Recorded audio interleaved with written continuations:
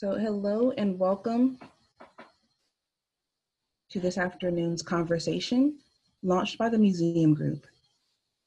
We are delighted that you all are joining us today.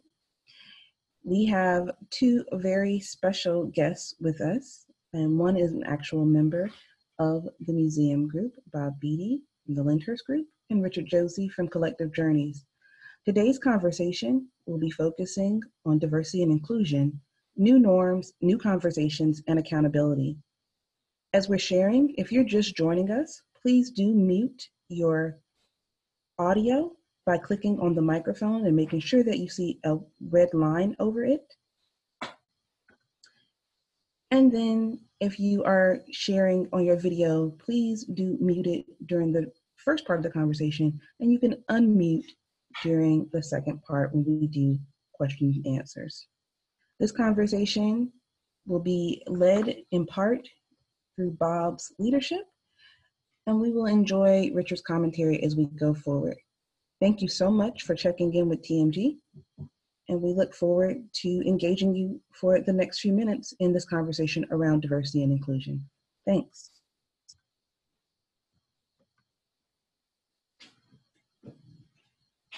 So, Richard, if you don't mind, we'd love it if you could take us away. Sure. No, I'm sorry. Richard, you're exactly right to laugh. Bob of the Lyndhurst Group, I'm sorry, you all. Thank you so much for bearing with us. But Bob, if you could take it away, we appreciate it. Sure.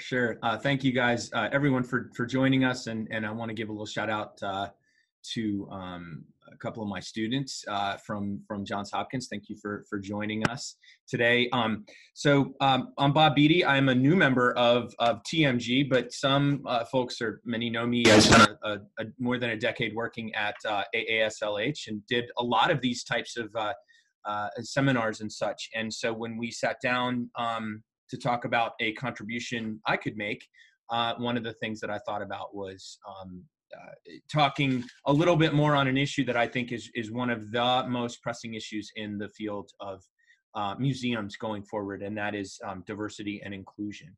And I think it's important because for several reasons. I think the biggest is that it is the right thing to do to be more inclusive and to work on practices that will make us so. I think diversity is a good idea, but the term diversity is a very passive pursuit in what I have understood. And the second reason is, frankly, we are losing, we are not keeping up with audience share trends, population, et cetera.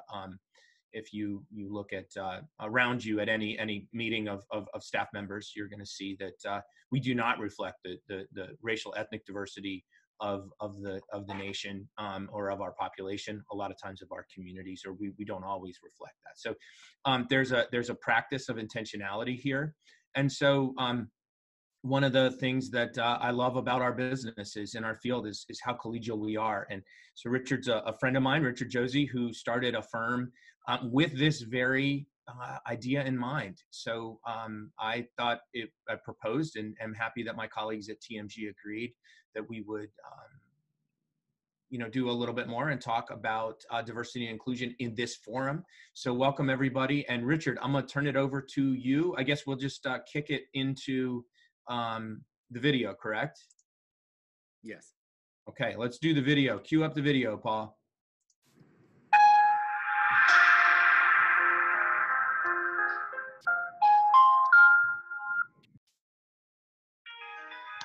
Peace.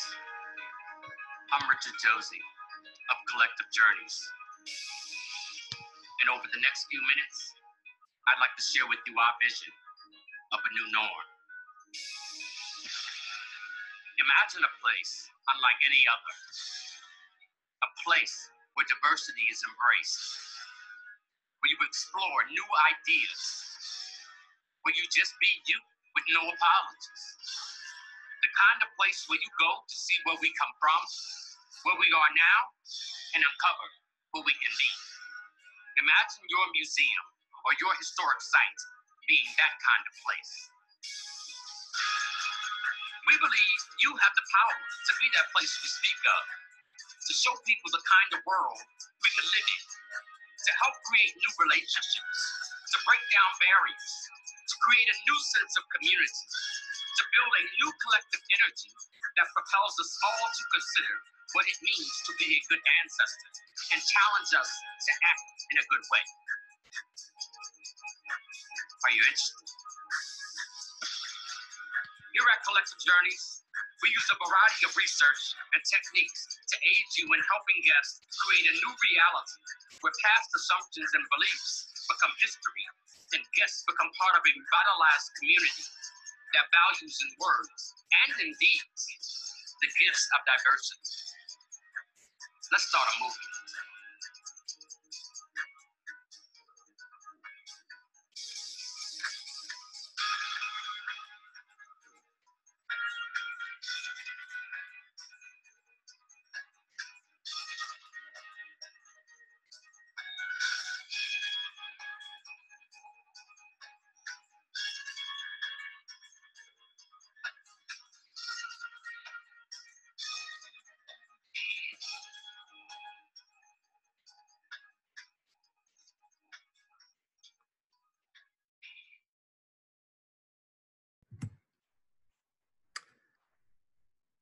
So peace and blessings for the people and with the people.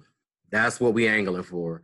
Thankful to TMG, Bob Beatty, Janine, Paul, everybody for allowing me the opportunity to be able to talk a little bit with you all and share some of the things we've been talking about over here and some things that we're angling to do as we move forward. Collective Journeys. What kind of ancestor will you be? I initially started Collective Journeys really for me. I've been doing some, freelance work for a while and really had to figure out, I had spent enough time wearing other organizations' logos and, adhering to those missions and their values and the like. And I just kind of wanted to do something a little different. So, I had a couple of experiences that I had been struggling with over the course of time. Both of them happened when I worked at Colonial Williamsburg, where there was a white woman who came to a program where this African-American woman who was a character was given a response to the Declaration of Independence. And this white lady, she was there.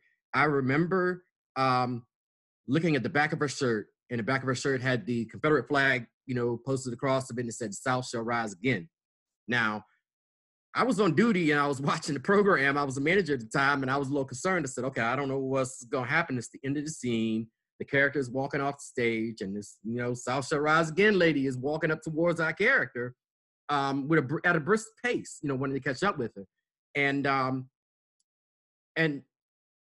that experience changed my world because when she caught up with her, one of the things I heard her say was that she had never considered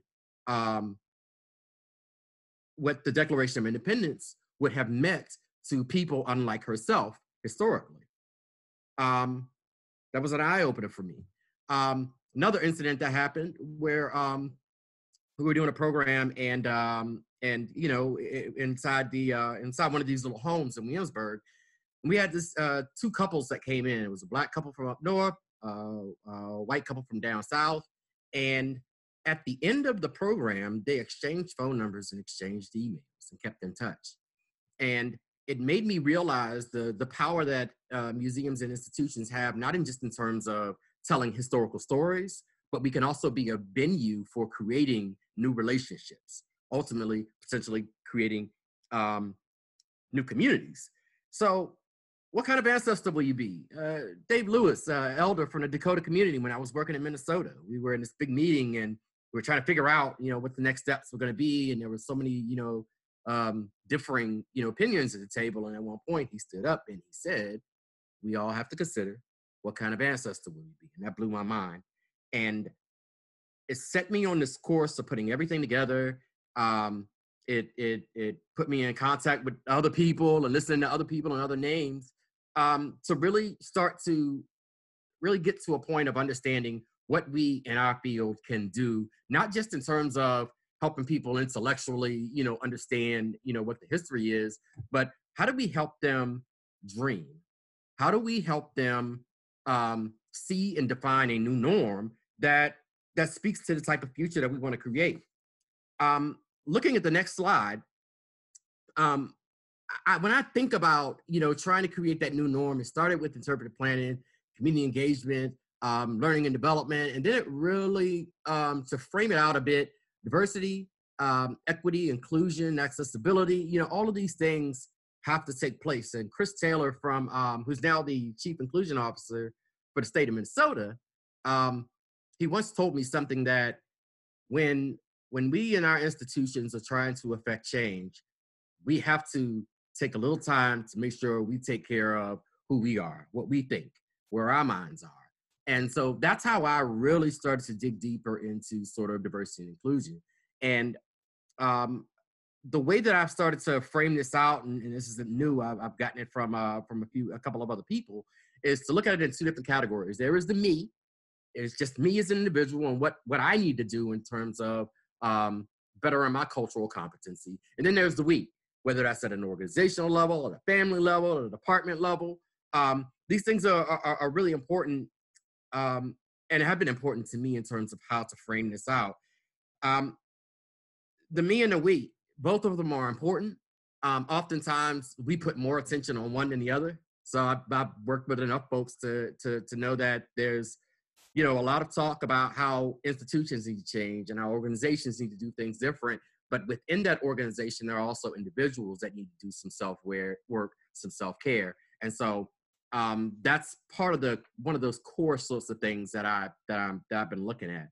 On the next slide, another core idea that I've been putting out and trying to remind people of is looking at the sphere in which we have control and influence. The deal is that I can't control everything. I can control things for me. I can influence other things. And then there's other things outside of that I have no control over. And the sooner that I can understand those and work with those, the better off I can be effective in doing change, as well as being effective in maintaining my health. Looking at the next slide, and I'm going to breeze through a few of these because we want to talk a little bit how we define these things. And to be clear, when I talk about diversity and inclusion, for diversity, I talk about the fact that we are all uniquely distinct from one another. That's the big D, the big diversity. Of course, there are all these identifiers, race, gender, LGBT, religion, all of these things that are concepts that we use to identify ourselves. But in the big picture, diversity is about the fact that all of us are different and all of us need to be able to step into the shoes of being able to affect change. Inclusion, I'm starting to and continuing to move away from inclusion as a sense of feeling. It's not saying that it's not important, but I think where accountability comes in place is that it's hard to hold people accountable for how they made somebody else feel. What you can hold somebody accountable for is their behaviors and the behaviors that we encounter each time we come into contact with each other. So this concept of behaviors, I think, is one of the most eye-opening things that I've had, coming through this process. Two more quick slides before we go into Q&A, just to unpack a little bit about this me and we, because I really think that's important. And a lot of the work that we're doing within AASLH is centered around this sort of me and we sort of mentality. So, with the me, some things to, really start to dig into and look towards that I found is, understanding implicit bias, doing a deep dive in terms of microaggressions and the language that we use. You can tell a lot about a people by the language that they use in terms of speaking with one another. Dig into intention versus impact. I want to expand my network so much so that I want my network to reflect the UN. Books. Tiffany Jana and Mara G. Robinson are my go-tos. I'm reading a new piece by Mara G. Robinson, a newer piece by Mara G. Robinson. But Tiffany Jana's books, Overcoming Bias. She also has one on Erasing Institutional Bias. And Mara G. Robinson has her piece on The Inclusion Revolution is Now. And if you don't do anything, take a look at those. And lastly, for the me, we're also talking about, self-care, meditation, centering techniques. I think we're going to get into some of that into the conversation. And the next slide, broadens from the me and it goes to the we, where let's just be sure that we balance, diversity, big D, the individual uniqueness across the board, and little d diversity, which is those specific ways in which we are unique. Conflict management, I've worked and talked with enough people that socially and within our nation, we have a difficulty in trying to figure out how to manage conflict in a forward-moving process, and institutions aren't exclusive, from that. In-group, out-group, who you hang with, who you don't hang with, kind of really wrapping our heads around that, as well as these last two pieces that we're really put a lot of emphasis on in ASLH, and that's sort of a cultural climate assessment. Let's make sure we know who we are and what our issues are and where people are, and then use that to start, setting charting the course for how we rectify these things and create that new norm. And also revisiting the values and identifying the ideal behaviors. These things are essential, I think, in terms of the work that we do. So I think I ran my course in time, but I think I'll kick it back to Bob, and let's get some conversation going. So Richard, thank you for that, and I'm sure we'll get some questions on the thread, either in the chat or verbally when we wrap up. I've always been struck by the theme, or I'm sorry, that your tagline. I wish that the Lyndhurst Group had something as powerful. But what kind of ancestor will you be? And you talked about it quickly, but I think that really gets, I suppose, to the me part of the equation, no? And perhaps maybe the we being, what are we leaving the next group? You and I engage in the history world. So that's where our work, kind of comes from. But talk just a bit about that, maybe a little more, because I think it's a pretty key part of the equation. Yeah, no, I was looking for something at the time. And when this moment happened, he didn't just say the statement and just sit down. He was an elder, he was respected. There were differing thoughts in terms of, what the Minnesota Historical Society should do in terms of addressing some of the past issues with one of their historic sites.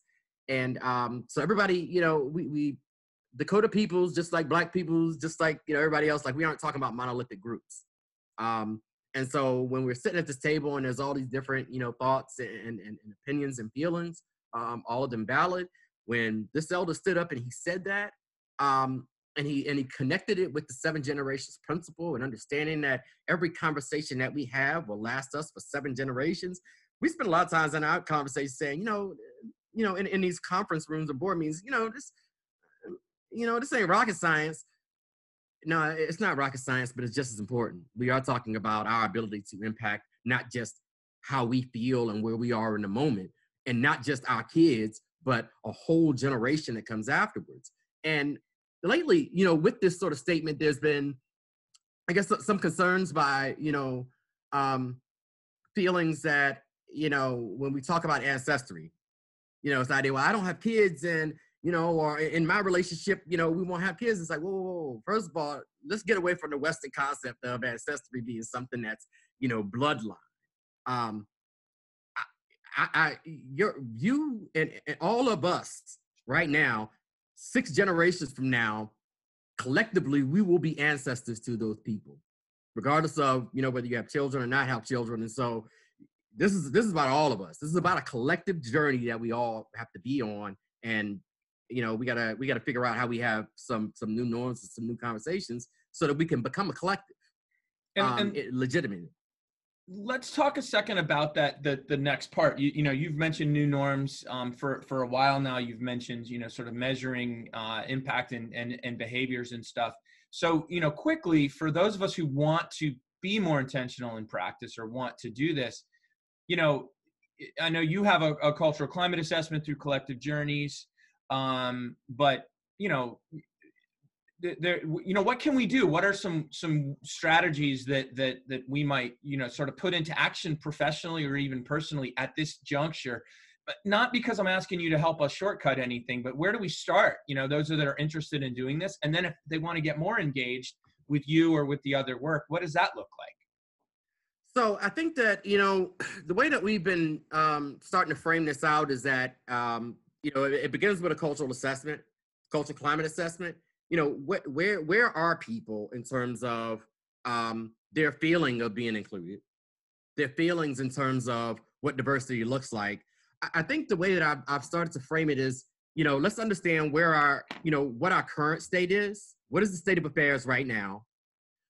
Identify where is the desired state. What do we want it to look like? What is it in the future?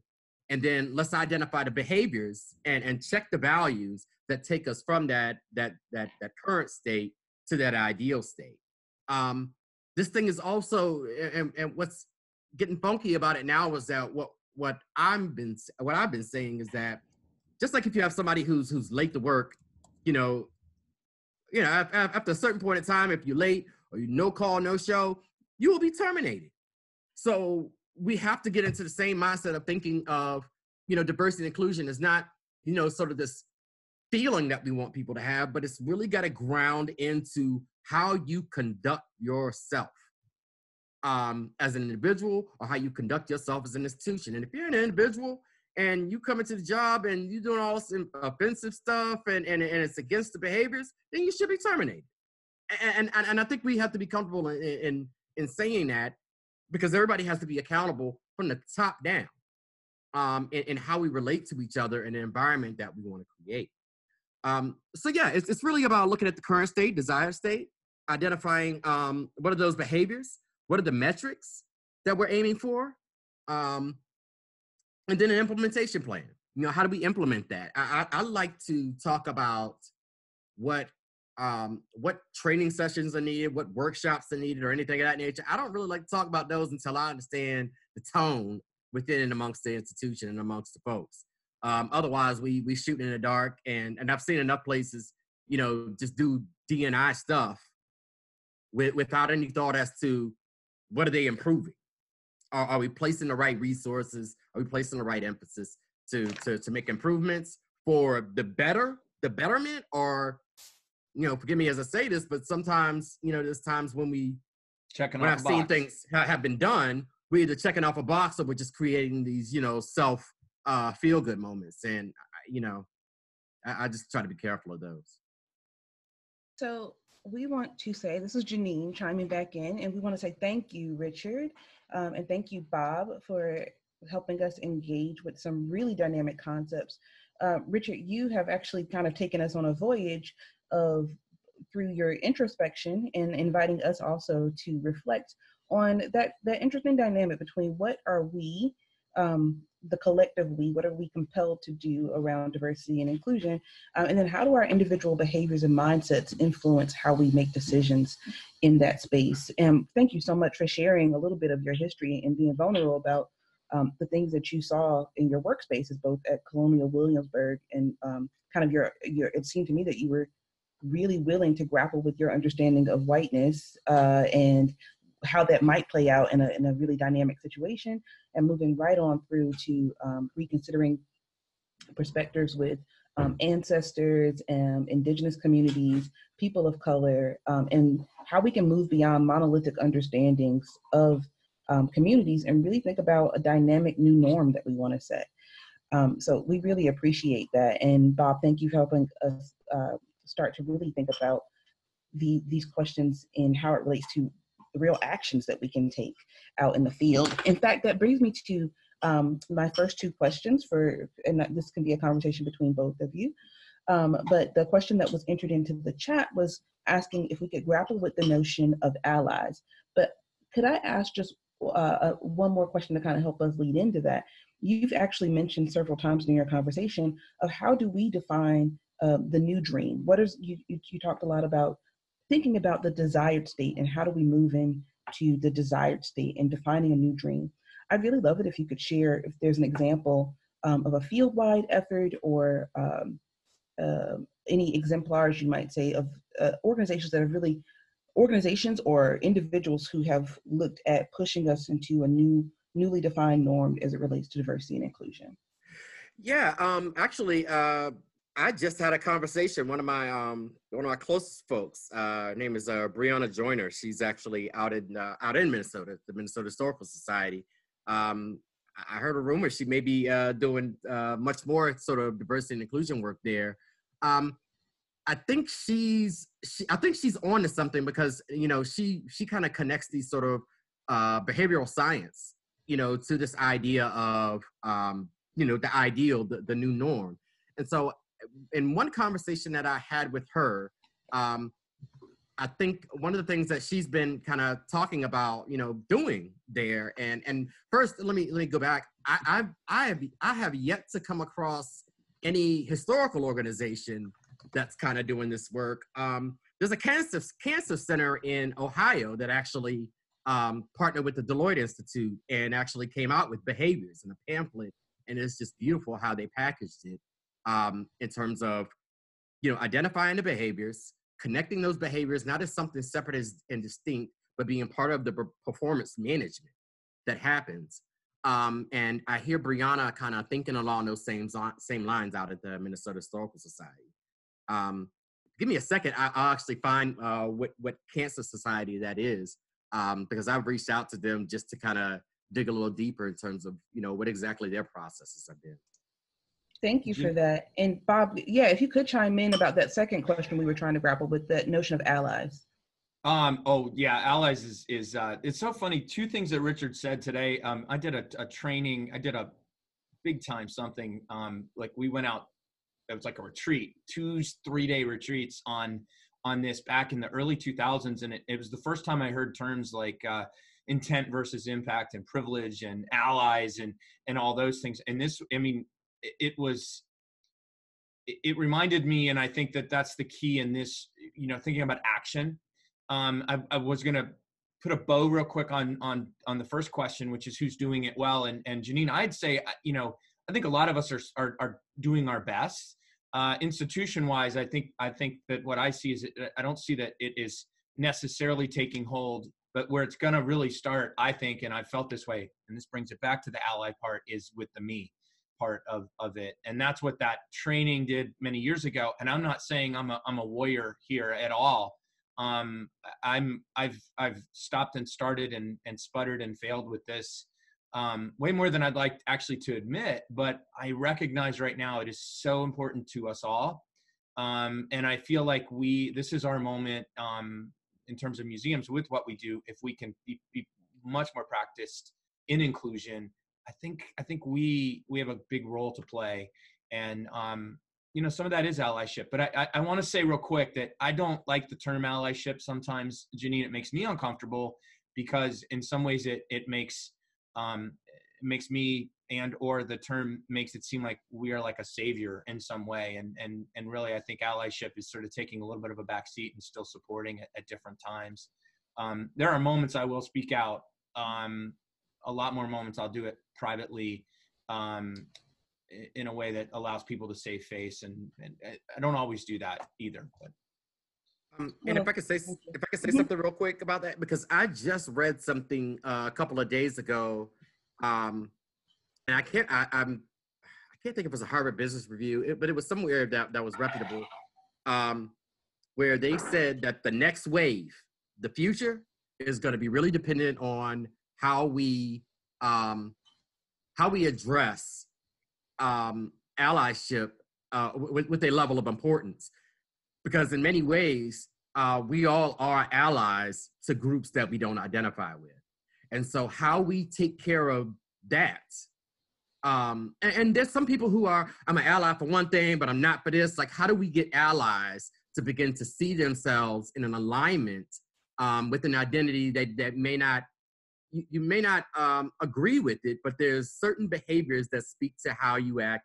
when you accept how people function and how they, and where they are. And so I think allyship is the new wave. And I'm still processing how, specific ally training, like how I incorporate that into a lot of, into the stuff that I've got. But I think it's really important. Thank you both for that. I actually am a person who flags anytime I see the use of a self-proclaimed ally. I think it's a real marker of some other issues that may be going on. So thank you for that answer. We've kind of, there's been a couple of questions raised that are real strategy and tactic based. Can you talk a little bit about what we see happening, where a lot of museum professionals are asking about their pay issues that are related to DEIA, and really thinking about, how are we dealing with equity issues related to salary and professionalism, and how does that all play out for us as a field? This one I'm still trying to figure out especially when we get to like equity, and more specifically like pay issues, because I just so one, I am far from an expert, and because I find myself learning something new every single day, that challenges what I've always thought. So I've always been one to no, you ain't supposed to tell nobody what you paid, what you paid or anything. You're not supposed to share that information. And I just read something. There's a lot of talk that's come out recently about, changing those sort of human resources processes to create that level of transparency. And so in some cases, kind of publishing or putting out, what people are getting paid. I'm still trying to get over my past baggage in issues that I experienced, or what were explained to me. And in the last couple of days, I've actually become more comfortable with doing that, because the end game is, one, awareness, and being clear about what the problem is. Like right now, we talk about the amount that women make underneath the men, even in doing the same job, and I know that to be true. I don't doubt that. But the real piece will be, after everyone becoming aware of the pay gap, I think the real thing is going to be, how do we get into a conversation of understanding how to mitigate that being an issue moving forward. Janine, very quickly, I know you want to take questions from the group. I have actually a real concern, and have been expressing it for a long time, that first of all, there's no doubt pay is abysmal in the museum field, and there's no doubt that's historic, and probably because it was long considered women's work. It's a reason why nurses are paid poorly. It's a reason why teachers are paid poorly. It's I'm a historian. I know all that stuff.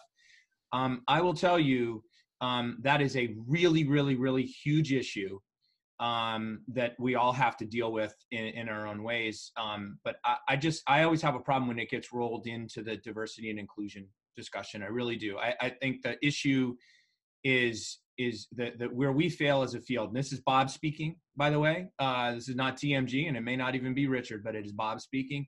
Where we fail most in the field is in diversity and inclusion from a racial ethnic perspective. And all you have to do is look around you in boardrooms, you look around you when you're visiting museums, and then go to the grocery store, or go to a public park, or go somewhere where you see people. We don't reflect it. I'll tell you, the way I handle pay issues is, every chance I have, I raise the floor up with salaries. And I did it at ASLH, and I'm doing it now in consulting, and I'm mentioning it a lot. And it's on all of us. Now, if you're in the middle of it, it's hard. But I just did a session at the AMM, Association of Midwest Museums Conference, last month about self-advocacy, and 3 stories and actually met a colleague who has advocated for herself and gotten a raise. We're a long way, by the way, from fixing this. We have to keep pushing, as Curtis Mayfield saying, keep on pushing. But I really think that's a different issue than the one that Richard's talking about here, in terms of changing things within institutions, from my vantage point. Thank you again, both of you, for sharing your perspectives on that. This is certainly a time where, if anyone has additional questions, we would invite you to both unmute your video and your audio, and go ahead and ask Richard and or Bob the question directly.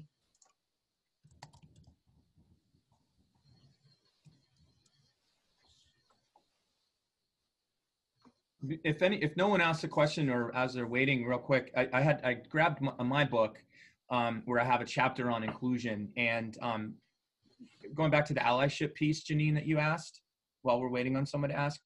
Here's kind of, I've always operated, I think, or hope to, on the sort of golden rule principle: do unto others as you would have others do unto you, and whatever version that is. But Chris Taylor mentioned, and Richard mentioned Chris. Chris is one of the superstars of the diversity and inclusion world, came from the history world, and is now running this for a state, an entire state. I love it. But he called it the platinum rule: treat others as they would like to be treated. And that's essentially, I think, what the core of these concepts are, at least in my understanding. If there's a takeaway, treat others as they would like to be treated. It's not necessarily harming me to give some space to somebody else for what their needs are. Obviously, if they're being jerks, in the grand scheme of things, that's a little bit different. If they're neo-Nazis that are hurting other people, that's a little different. But I think when we're talking about inclusion, treat others as they would like to be treated. I have a question. Go ahead. Yes, this is Brenda Parker. I apologize. I have my camera covered up for safety reasons. But I am representing, I'm on the line from Mount Vernon. And I've just been newly appointed as the African American Interpretation and Special Programs Director. My question is, how can I protect or to make my interpreters feel a little bit more comfortable and in doing their job, enable them more specifically with the tour groups that come through?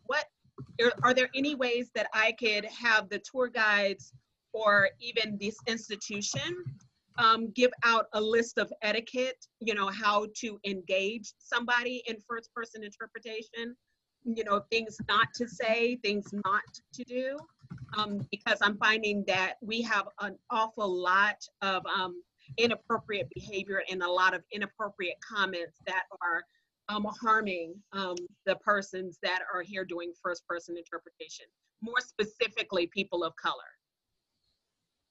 Yeah.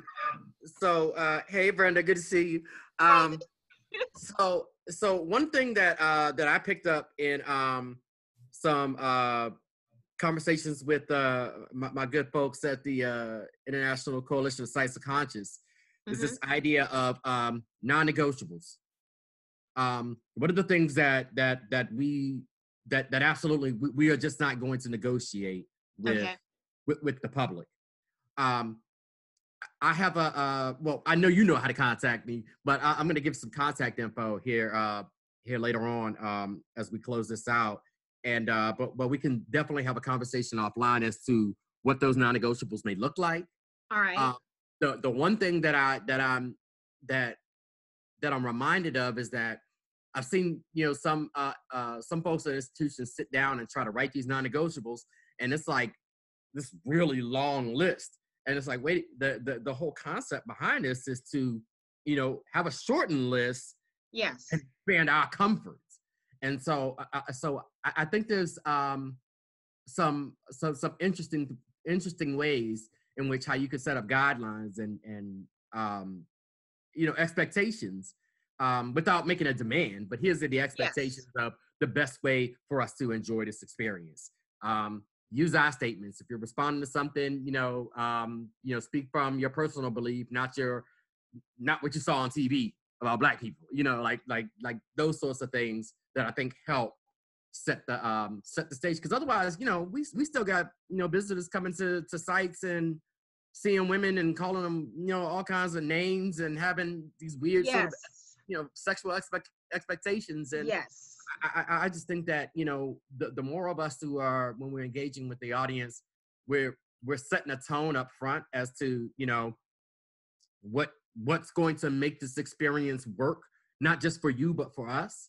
And then, be in a position to kind of reinforce that. And when you set that up from the beginning, the cool thing about it is, you may have a tour of 20 people and one person, you got 19 other people who are like, hey, wait a minute. Remember, you're supposed to use our statements. Like they are part of helping to create that comfortable environment. All righty. Thank you. I appreciate that. We want to say thank you to both Richard and Bob. This conversation has been delightfully organic, and we just appreciate your emphasis on our own intentionality and accountability when it comes to diversity, inclusion, equity, and access. Thank you so much for the people who are participating, both in the chat and listening and engaging with us throughout this conversation. The museum group is delighted to continue these conversations, and we are also excited about some upcoming features we will have. We hope that you will not only continue to follow us online, you can follow us on Twitter and on Facebook. Please connect with Richard and Bob using the contact information listed here on the screen. And Richard was kind enough to put his into the chat along with the link for the Cancer Institute. This information and your access to TMG helps us stay more engaged with what the real changes in diversity, inclusion, access are. And we just invite you to continue these conversations, both with individual TMG members, and look forward to our next webcast and our online conversation in the upcoming months. Thank you so much to everyone who's been involved today, and we look forward to chatting with you in the future.